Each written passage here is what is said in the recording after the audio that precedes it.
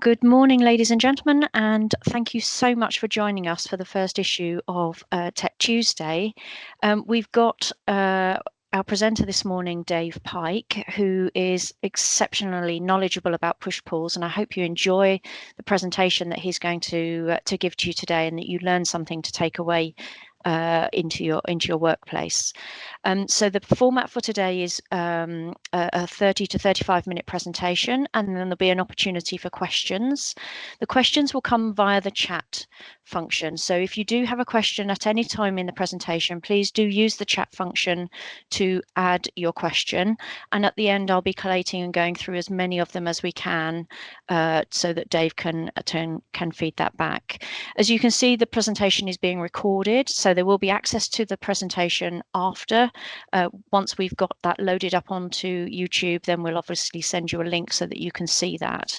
And after the presentation and once everything's finished, if you have any questions, then please do obviously go directly to your account manager in the first instance. But other than that, you can come send your information or your question to inquiries@mhconnectors.com, and we will be able to, through your account manager, come back to you with those answers so that we can keep everything, everything flowing and give you all the information you need. So without further ado, I'd like to hand over to Dave Pike. Thank you. Thank you, Jackie, and welcome everybody to the first of this Tech Tuesday presentation. We're quite excited about this. This is going to give us an opportunity to delve into a particular market or a particular technology and give you an idea of how engineers can use these to solve everyday problems. And today we are going to start with push-pull connectors.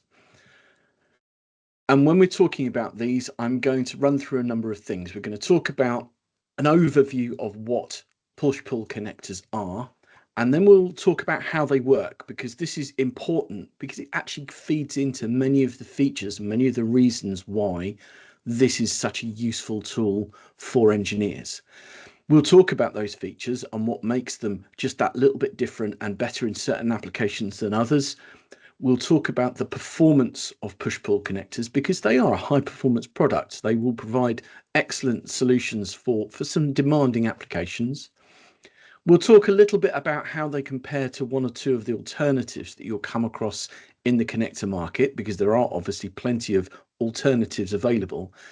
And then finally, we'll look at some of the places that these things are used today already, and they have a loyal following across a range of engineers in a very large number of markets. So let's start by talking about what we mean by a push-pull connector.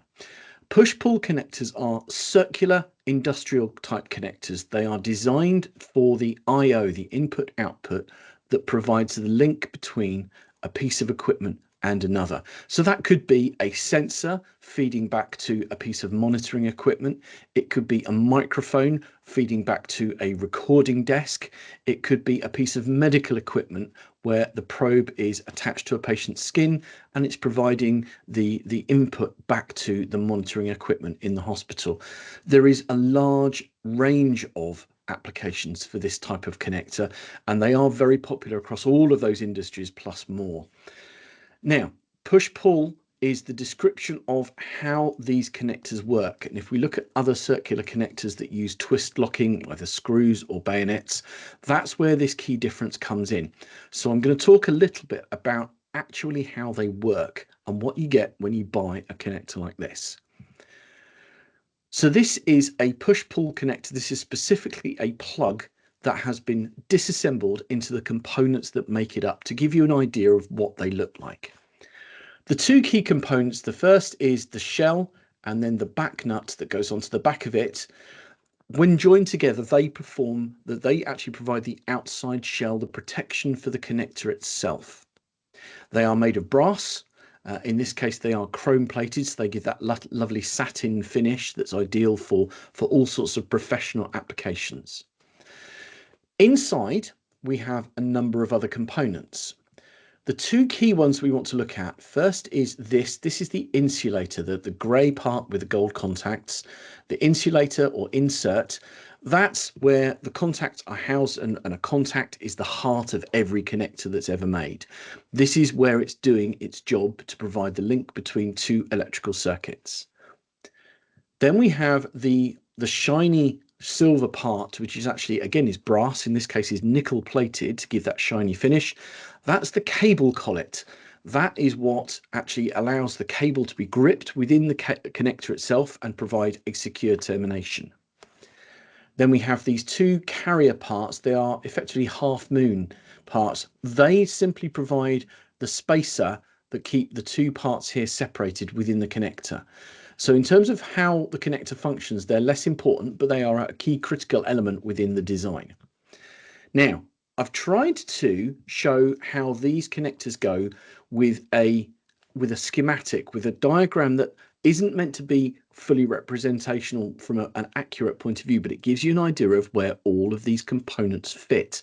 So imagine this is a cross section. We've sliced a connector straight down the middle to show how the components within it are sitting together. So the first thing, we've talked about the insert. This is the insulator. This is the part that provides the electrical performance that the connector requires. Now, you can see the top right there. This is a picture of one of the parts itself. The grey plastic is PPS.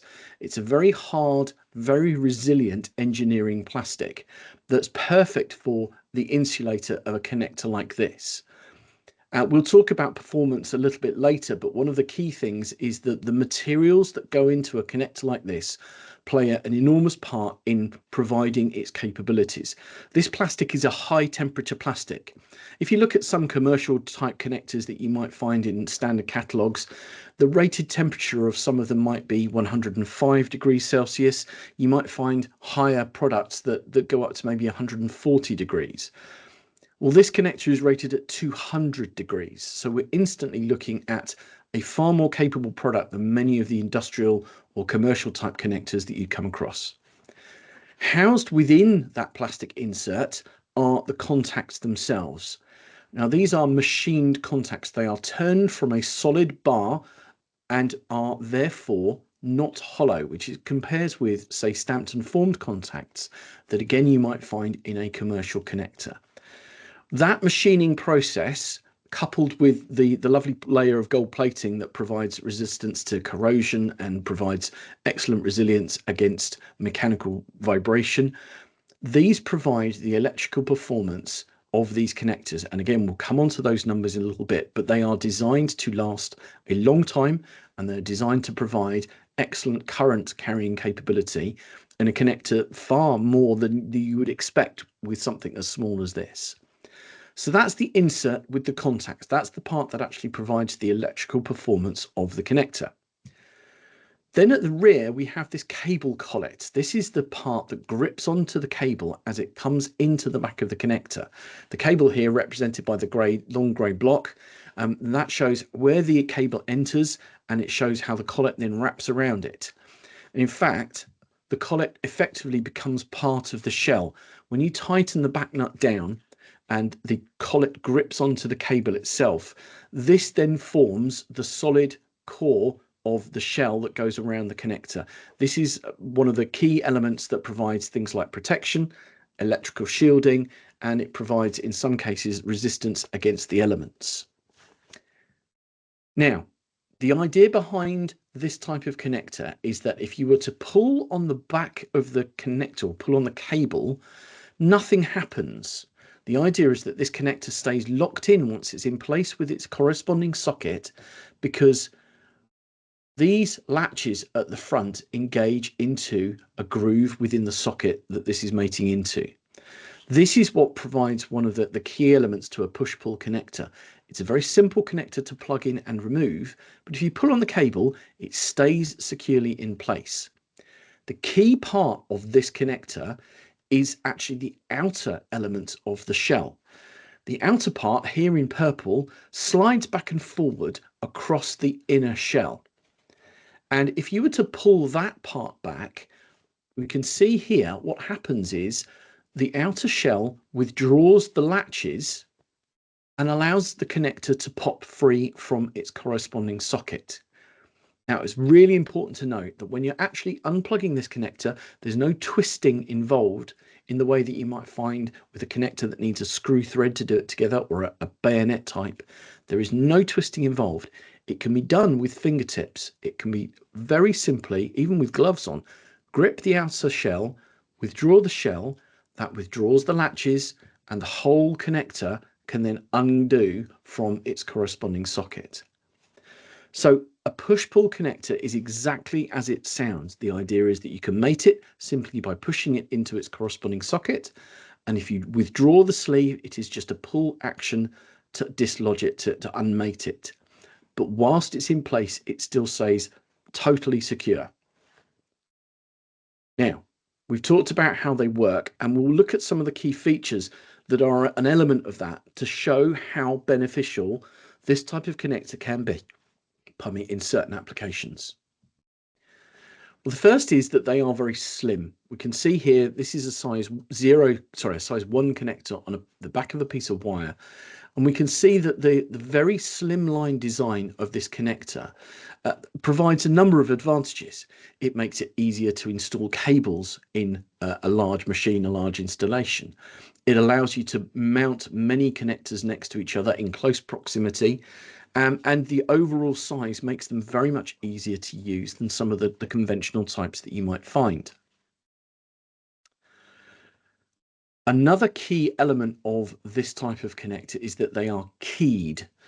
By this we mean that there are slots and notches on the outside of the connector that mean you can only actually plug them in one direction. Now that's critical for a circular connector. Without that, there's a danger that you could just put the shell into the socket at any arrangement, at any orientation, and it would not work correctly. So the key is a key part, pardon the pun, of making sure that these connectors are aligned when you put them together.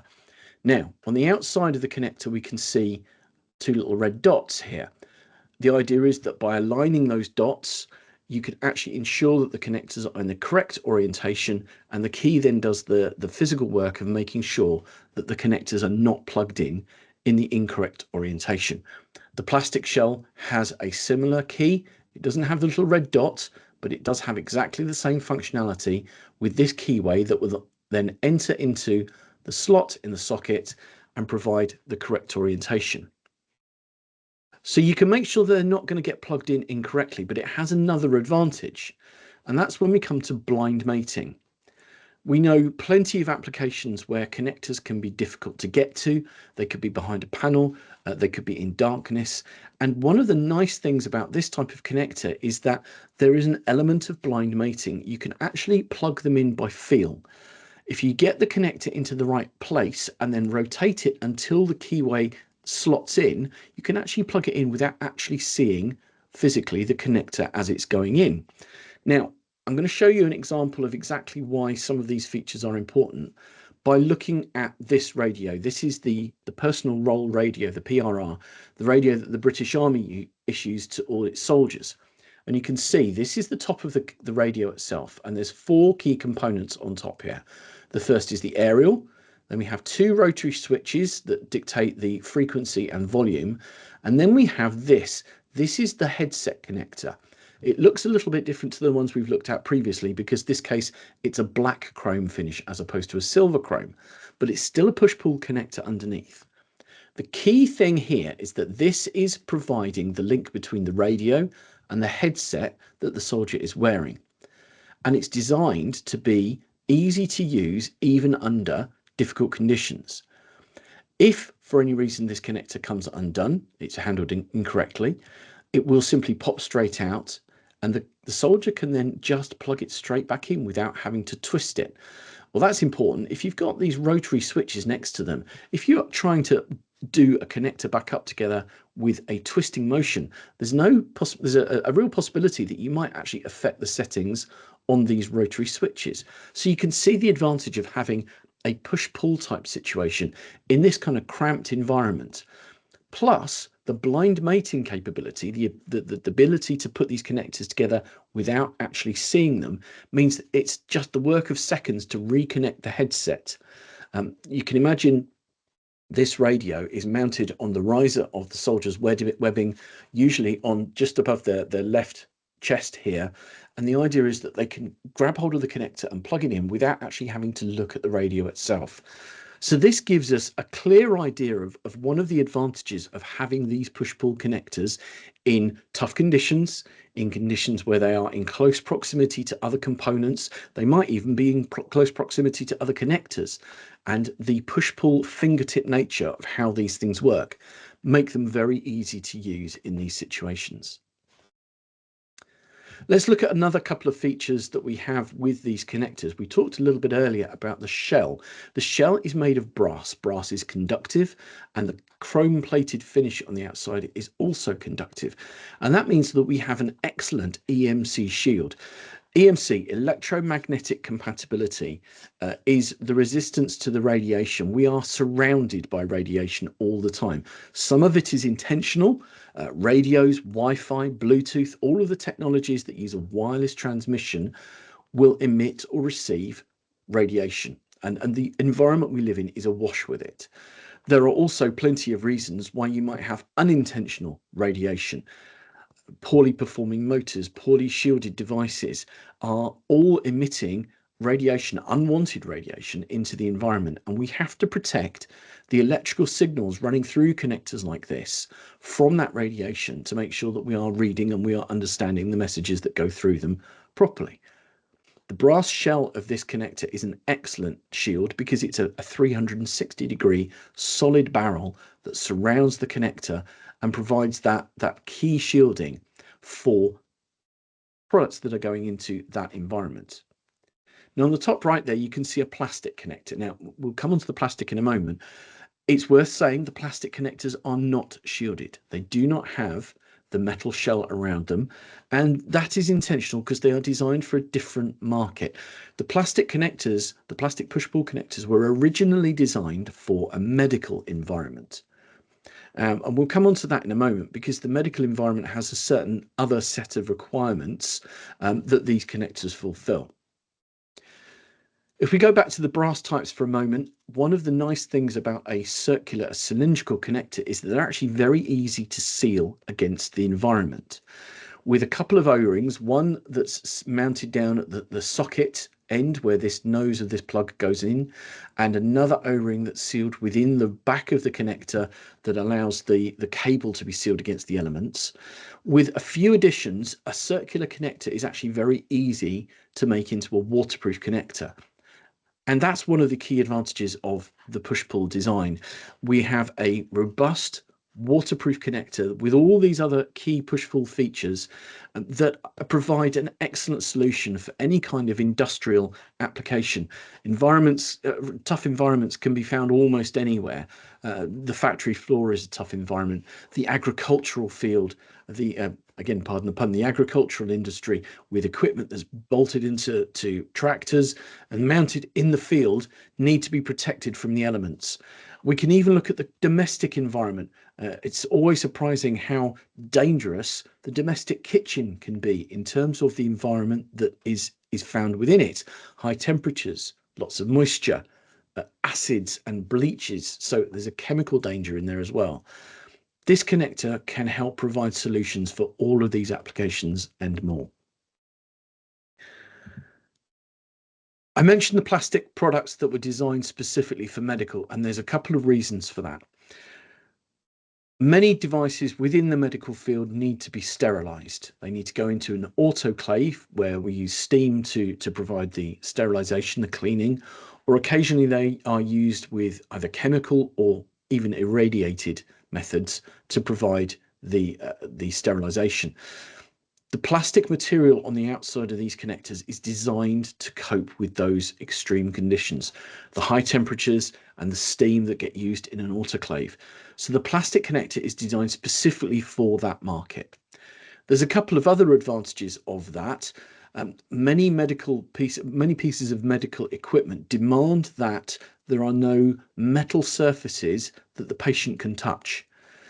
If, for example, there was a fault within the piece of equipment itself and there was a short circuit and the outside of the case of the connector became live, we don't want the patient being able to get their hands on it by mistake. So a plastic connector with its insulated shell avoids that problem entirely. Another advantage is that they are quite light. Compared to the brass connectors, these are quite lightweight connectors, and they tend to bounce if they're dropped. That's quite important because we're seeing a revolution in some of the medical industries where patients are wearing more of the equipment they need to monitor their health or even deliver therapy. So we have connectors that are being used by people who aren't professionals, who aren't trained to use connectors like this, and occasionally things get dropped. So these are very resilient connectors for that world. It's important to remember, though, that these can be used anywhere. We've seen plenty of applications for this type of plastic connector far away from the medical field because the advantages of this type of connector lend themselves to other designs. The lightweight nature, the resilient parts of the high performance within the connector itself, and the ability to have an insulated connector rather than a shielded version. Sometimes people like those for certain applications. And as I say, we've seen these across a range of industries that have got nothing to do with medical. They just provide an excellent solution for a lightweight plastic connector. If we take the plastic connector apart, you can see similarities from the metal part. We have the shell, which is the two-part here. We've got the front part of the shell, and then we have the back nut. The collet, in this case, again, is plastic, it's not metal. And the insulator is actually exactly the same as the metal type. So it has the same performance, the same high temperatures, the same long life, and the same current carrying capabilities of the metal connector are transferred into the plastic type. We have a couple of other advantages. We show this part in grey, but it's entirely possible to get this back nut in different colours. So if we have a situation where a number of connectors are mounted next to each other, they can be color coded to ensure that users don't plug them in the wrong place. So these are highly versatile, highly capable plastic connectors that offer lots of advantages over some of the twist lock type connectors that we're more familiar with because of that fingertip push-pull action.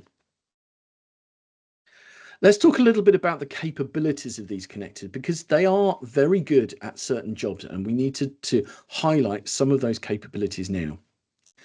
The first is the sheer number of options that are available. We have on this picture cable mounted plugs, cable mounted receptacles, PCB mounted receptacles, and we have various other types as well. So this is a highly capable, very broad range of connectors in a range of sizes. So size wise, we've got, this is a 00 connector. It's one of the smallest types. When we were planning this presentation, we were trying to find something to compare the diameter of that connector to. And I was talking about the diameter of a pencil, but it was pointed out to me that these are actually much smaller in diameter than an average pencil. We're kind of looking at the size of a French fry. A mated pair of these is about the size of a decent length French fry. And then they go up in size from the size 00 to the size 1s and larger. So they are a broad range of very capable connectors with lots of options. And the options extend not just to the shell size, but to what you put in them. And to give you an idea, these are the insert arrangements for the size 2 connector. So size 2 connectors are kind of the size of your thumb in terms of diameter, maybe a tiny bit thicker. But all of these different insert options are available to go inside that standard shell. So we can choose what we want the connector to do. The top left there, we have 2 pins, each rated at 30 amps. Well, 30 amp power rating is very good for a connector of that size. Or if we wanted to go for a high density, high number of pins for a signal application, down at the bottom right there, we've got 10 contacts, each rated at 8 amps. But if we're looking at the sensor application, sensors might be transmitting their signals in a few milliamps. So having an 8 amp contact might sound a little bit over engineered. But one of the key advantages here is that the contact resistance is very low. So we're talking about a very low loss of signal. And if we're using sensors that are detecting tiny variations within a signal, a low contact resistance allows us to maintain that signal integrity from one to the other. So the contacts themselves are very capable, and we have all of these options that are available. And this type of variation is true for each size of connector. They might start at 2 pins, they might only go up to 4 or 5 if we're looking at the double zeros, but the larger connectors we can have larger number of pins. So it's a very versatile, very capable range of products. The physical environment in which these connectors go in is one of the important considerations. And I've put this picture here because I wanted to talk about vibration. Vibration means different things to different people in different applications. Vibration for the Formula One industry or for motor racing is very, very high. These engines are turning over at anything up to 17,000 revolutions a minute. The vibration that's going through these very lightweight vehicles is quite extreme. So we might be talking about 1,000 hertz with this connector being shaken like it's attached to a fridge. And we need to ensure that no damage is being caused to the connector and it isn't going to accidentally come undone. And that's one of the advantages of the push-pull latches. Unlike a screw locking connector, vibration cannot make them fall out. I don't know if you've ever watched a video of a screw being shaken at a particular vibration. Almost every screw, there will be a corresponding vibration that if it's shaken at that frequency, the screw will undo. And the same can be true of certain connector types. Well, that's where push-pull comes into its own because it's immune to that kind of vibration. Vibration can also mean shock. We can talk about big thumps that you might find in industrial equipment. And again, the push-pull latches allow the connectors to stay within their housing without the risk of coming undone at the wrong moment. So vibration and shock are important issues for these connectors to solve. We also need to talk about reliability. I mentioned earlier that the pins, the contacts that go within these connectors are machined. They are gold plated. They are designed to last a high number of mating cycles. Now, mating cycles is one of the ways that we measure the longevity, the duration of a connector. And a mating cycle is exactly as it would sound. It is the process of mating the connector once and then unmating it. That's one mating cycle. Now, a commercial connector, a cheap commercial connector that you might find on the back of a cheap piece of consumer equipment might only be rated to 5 or 10 mating cycles. The idea is it's plugged in once when the item is being assembled. It continues to provide service until that device no longer works. The connector is never undone, and so it doesn't need more than 5 or 10 mating cycles in its whole life.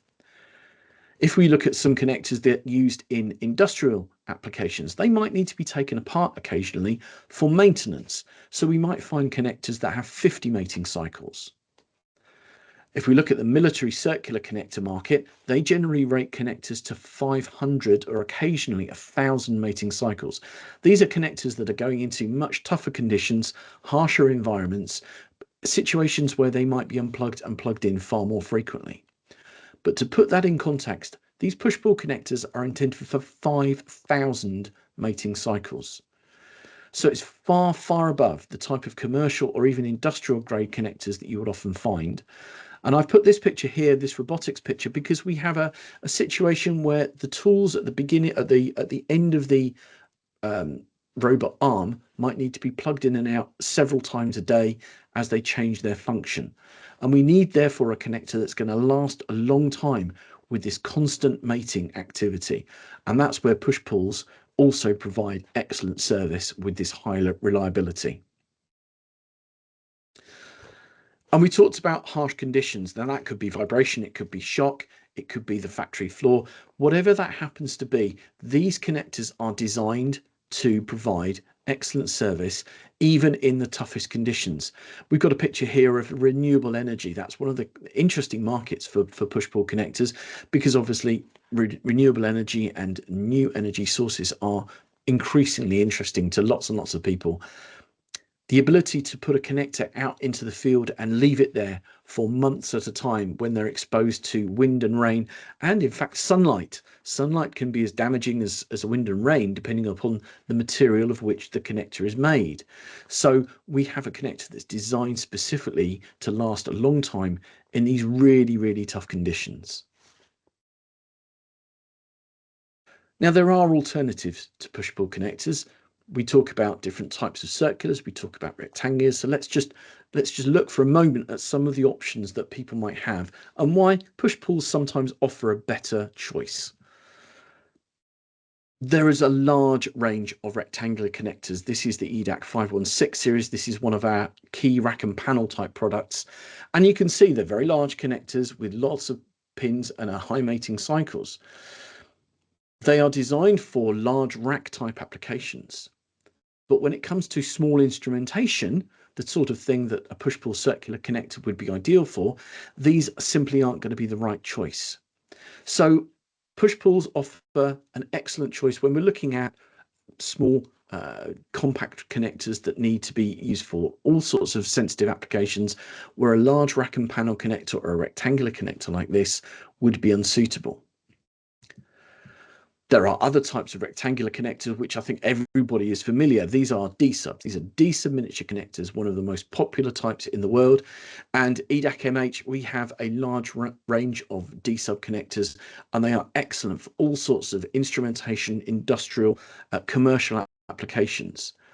But again, they're not necessarily perfect for all situations. One of the interesting things about a push-pull connector and the circular design is the strength of the body of the connector itself. I've seen people use large push-pull connectors as handholds and footsteps to climb up a very large piece of equipment. I wouldn't advise it. It was certainly uncomfortable to watch, but it gives you an idea of how strong some of these circular connectors can be. And if we compare that with the flat side of a D-sub, for example, they might be strong in one direction, but they might not be quite so strong in another. So there's all sorts of reasons why, although D-subs are excellent connectors for some applications, they aren't going to be perfect for all. And a push-pull connector would provide a better alternative. It's also worth saying that there are lots of other circular connector types out there, but we talked earlier about screw locking type connectors, and most of these situations, most of these products will use a screw locking device to make sure that they are mated correctly. These are M12 connectors, and you can see the mating collar here is actually the part with the screw thread in, and it actually makes the connector far larger than it needs to be. This is the part where the contacts are, which is relatively modest in size.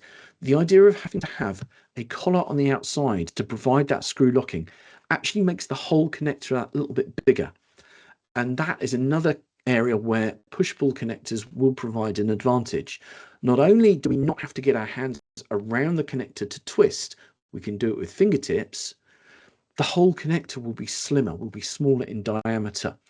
So again, while there are plenty of applications where a connector like this would be very popular, M12s are highly popular in the industrial automation field, push-pulls will provide key advantages where we have lots of connectors close together, or we have a situation where a very limited amount of space is available. So let's finish off by talking a little bit about some of the industries and applications that have embraced push-pull connectors for many years, and we continue to find new applications almost every day. Here are three key markets for push-pull connectors. We've talked a lot about medical already. This is obviously an operating theatre within a hospital, and there are plenty of reasons why push-pull connectors would be used in that environment. But we also touched upon the new technology that's being used across the medical environment, where people are wearing the equipment they need to either monitor their health or even provide therapy. And the slim, small nature of a push-pull connector makes them ideal for any piece of equipment that's worn around the patient's body. We have the professional audio and entertainment market. This is a very large mixing desk, and push-pull connectors have been used for many years across a range of applications within professional audio, professional TV situations. The ability to put lots of connectors next to each other is critical when you're looking at a densely packed desk like this. And the push-pull nature of these connectors make them easy to install and uninstall for a fast-moving TV set, for example. So these type of connectors have often been used in that environment. The picture on the right is a biometric sensor application. and it almost combines a little bit of the medical with a little bit of the entertainment. Biometrics monitoring is used for all sorts of therapeutic situations where somebody is going through physiotherapy to recover from an injury. And the idea is that this equipment is mounted to the patient to monitor how their body moves. And many of these pieces of equipment have sensors within them that are ideal for a push-pull connector. But then it also goes into the entertainment world.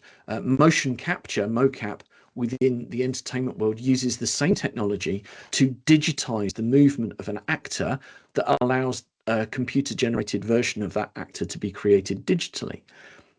But the same is true when it comes to the connectors. We're looking for small, lightweight devices that could be mounted on the actor, mounted on the patient, to ensure that they are free to move about and it's not an inconvenience. Push-pulls are ideal for those situations. Look at a few more applications. These move more into the industrial world, into the rigors and the harsh environments that we find around the world. The oil and gas industry that we see top left has been a long-term user of push-pull connectors. Again, the slim nature of this type of connector make them ideal for harsh environments in confined spaces. We talked a little bit about the headset of the soldier's radio. The same is true of pilots. So the image on the bottom left there with the pilot's helmet. These helmets nowadays are becoming more and more sophisticated. It's long since that it's just been a microphone. Pilots now have full-blown displays projected onto the inside of their visor. They need electronic connections between the helmet and their vest, the vest and the aircraft. And these need to be quick release connectors, things that can be disconnected quickly when the pilot needs to get out. Again, an ideal application for push-pull vibration-proof connectors. And then lastly, let's just look at the agricultural field. It's hard to see how technology is used sometimes, but the fact is the agricultural industry has often been at the forefront of adopting new technologies, with farmers now using things like unmanned tractors, drones, and all sorts of other sensors to maximize their yield. We have a demand for high performance connectors that can go into these tough conditions and keep working. So hopefully I've been able to give you an idea of how push-pulls work, the applications and the features that they have that make them ideal for those users. Let's just talk very briefly about how they fit into the rest of the EDAC and MH range. The EDAC group of companies represents 4 different companies: EDAC, MH, Norcomp and Northern Technologies. And we are specialists in connectivity. We are specialists in connected devices for all sorts of applications. And the push-pulls form part of a range of connectors that represent almost every aspect of the connector industry, from board to board, through board to wire, through IO type connectivity, through networking and data. We have solutions for a whole range of applications that are very much aimed at the industrial user, and push-pulls is another string to our bow, another part that brings its features into this range and makes it far more capable. And so with that comes to the end of the formal area of the presentation. Again, hopefully I've given you an idea of how these connectors work, why they can be so useful, and a few ideas of where you might find applications and users for them. And so I open the floor and say, Jackie, do we have any questions? At the present time, thank you. First of all, thank you, Dave. That was really interesting. Thank you. At present, there's no questions coming through. So if anybody does have any questions, I did have one that occurred to me as you were making the presentation. I wondered, you showed the slide with the amp range for the size 2. Does that make a difference whether it's so would that be applicable whether it's a plastic or a metal shelled push-pull? Yes, there shouldn't be a difference in current rating. The role of the plastic or the metal shell doesn't really affect the current rating. The idea is that these are tested for current whilst fully loaded and fully operational. So yes, the inserts actually work exactly the same for both the metal and the plastic connector versions. Okay, and the what's the maximum number of pins on a size 0? Size 0 goes up to 7, if my memory serves me correctly. We'll get that confirmed. But it's the size 0 is a smaller. That is the one that's roughly the size of a pencil. The 00 is the one that's the size of a French fry. They only go up to size 4. The size 0 goes up to 7. And so we have, as the connector bodies get bigger, we have the opportunity to put more pins in them. Yep. Okay. I still can't see any questions. So I think in that case, we'll call the Tech Tuesday presentation to a close. If there are any questions, as I mentioned at the beginning, if there's any questions that you have and you'd like to go directly to your account manager, they will be able to answer them. There's a list of contacts there for you. And alternatively, you can always send an email through to the inquiries@mhconnectors.com email address, and we will be able to make sure that the appropriate person comes back to you. So I'd just like to thank you again for your time and joining us on Tech Tuesday. The next Tech Tuesday is on Tuesday, the 6th of May, and we'll be talking about combo D subs on that one. So we look forward to seeing you all again. Thank you very much. Thank you for joining us.